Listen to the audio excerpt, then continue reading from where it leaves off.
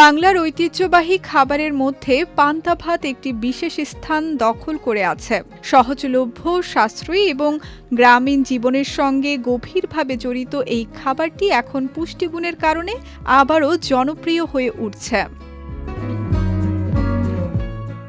পান্তা ভাত তৈরি হয় আগের দিনের ভাত পানিতে ভিজিয়ে রাখার মাধ্যমে। সারা রাত ভিজে থাকার ফলে এতে ফার্মেন্টেশন প্রক্রিয়া ঘটে, যা এই সাধারণ খাবারটিকে পুষ্টিতে ভরপুর করে তোলে।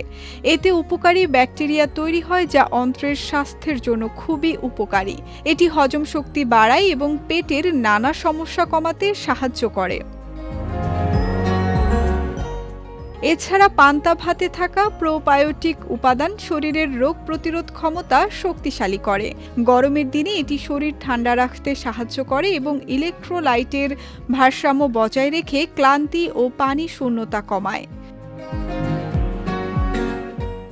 ফার্মেন্টেশনের কারণে এতে ক্যালসিয়াম, আয়রন ও ম্যাগনেসিয়ামের মতো খনিজ উপাদানের শোষণ ক্ষমতা বেড়ে যায়। এমনকি এতে ভিটামিন বি12ও তৈরি হতে পারে, যা শরীরের শক্তি বাড়াতে এবং স্নায়ুতন্ত্র সুস্থ রাখতে গুরুত্বপূর্ণ। পান্তা ভাত ত্বক ও চুলের জন্য উপকারী। এতে থাকা অ্যান্টিঅক্সিডেন্ট শরীরকে ভেতর থেকে পুষ্টি যোগায়, যা সৌন্দর্য ধরে রাখতে সাহায্য করে। এটি তৈরি করাও খুব সহজ।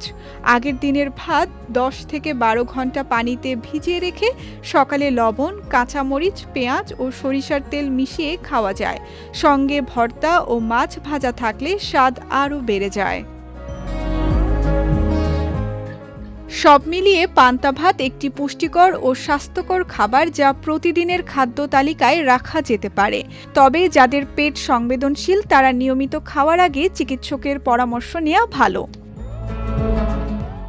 বিজয় টিভি নিউজ ডেস্ক।